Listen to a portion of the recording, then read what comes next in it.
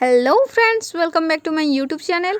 सो आज आम बनवा जाऊे भिंडीर गोटे बहुत ही बढ़िया टेस्टी और इजी रेसिपी। तो लेट न करी चलतु स्टार्ट करवा आमर वीडियो। तो आमको फास्ट दरकार भिंडी भिंडी को आम भलसे क्लीन करी धोई नवा ठंडा पानी रे। धोई सारा पर आमको भिंडी को छोट छोट पीस करी काटी नबार अच्छी एमती। तो भिंडी काट सारा पर आम नेक्स्ट भिंडी को मैरिनेट करवा। तो मैरिनेट करने मुझे गोटे चामच बेसन, अल्प लंका गुंड एंड अल्प हलदी आ अल्प लुण आपको मिक्स करी आपण भलसे मिक्स कर नियंतु। तापर अल्प पानी दे ताकू भलरे गोले नियंतु। तो भेंडी मैरिनेट होला परे आमे भिंडी को फ्राए करवा। तो तेल गरम हो गला परे आमे भिंडी को 3 ରୁ 4 मिनिट पर्यंत मीडियम फ्लेम रे फ्राए करवा। भेंडी सिझिबा पई बहुत ही कम टाइम लगे। सो आमे याकू 3 ରୁ 4 मिनिट पर्यंत मीडियम फ्लेम रे घोड़े नहीं भाजी नवा।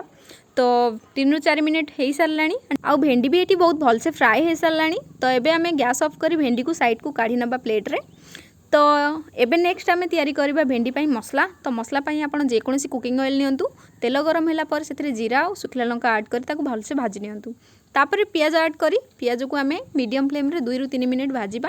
सेथरे आपण लूण स्वाद अनुसार दियंतु, हलदी एंड सुखला लंका ए सब को भलसे आमे भाजी नबा मीडियम फ्लेम रे।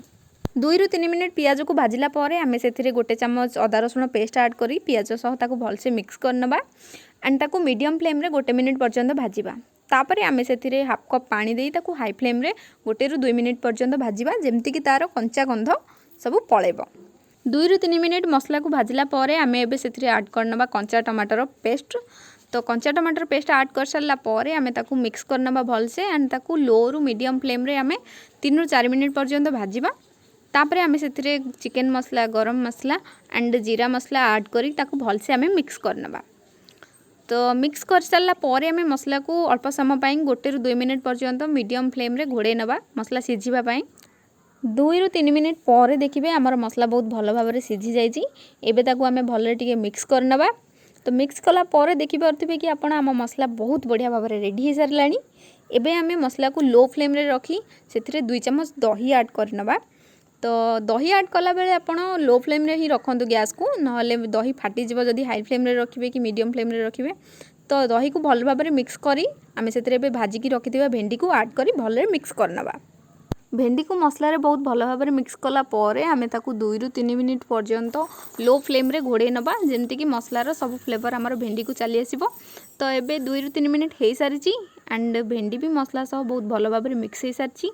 सो एबे आमे सेथिरे पानी ऐड करबा। तो पानी मु एठी 1 ରୁ 1.5 ग्लास पानी ऐड करिछि। पानी ऐड कला परे आमे मसला को भलरे मिक्स करनबा एंड गैस को आमे एबे मीडियम फ्लेम रे ही रखिबा। तो भिंडी मसला रे आमे चटपटा टेस्ट आनिबा पई आमचूर पाउडर यूज करि परिबा, चाट मसला रे यूज करि परिबा, बट आमे एठी मैगी मसला ऐड करबा। मैगी मसला रो बहुत ही बढ़िया टेस्टी फ्लेवर आसी थाए। मैगी मसला ऐड कला परे आमे ताकू भलरे मिक्स करनबा एंड ताकू हाई फ्लेम रे 1 मिनिट पर्यंत घोड़े की फुटे नबा। 1 मिनिट घोड़े की सिझेला परे आम तरकारी एठी बहुत भल भाव में फुटी सारानी एंड तरकारी भी आमर रेडी हो सारानी एठी। तो आमे लास्ट रे सेथिरे ऐड करनबा धनिया पत्र। धनिया पत्र रो बहुत ही बढ़िया फ्लेवर आसी थाए। आपण जेकोसी तरकारी रे ताकू ऐड करि परिबे। तो रेडी हो गला आमर भेंडी मसला। बहुत ही कम टाइम रे बहुत ही इजी एंड टेस्टी रेसिपी बनी गला आमर भेंडी मसला। तो आपण घरे बनांतु, समस्तिंग को बनै कि दियंतु। तो जदि मो वीडियो भल लगी आपण समस्तिंग को तो प्लीज़ मो चैनल को लाइक करंतु, सब्सक्राइब करंतु एंड शेयर करंतु एंड कमेंट रे कहंतु कि आज रेसिपी आपण समस्तिंग को केमिति लागिला।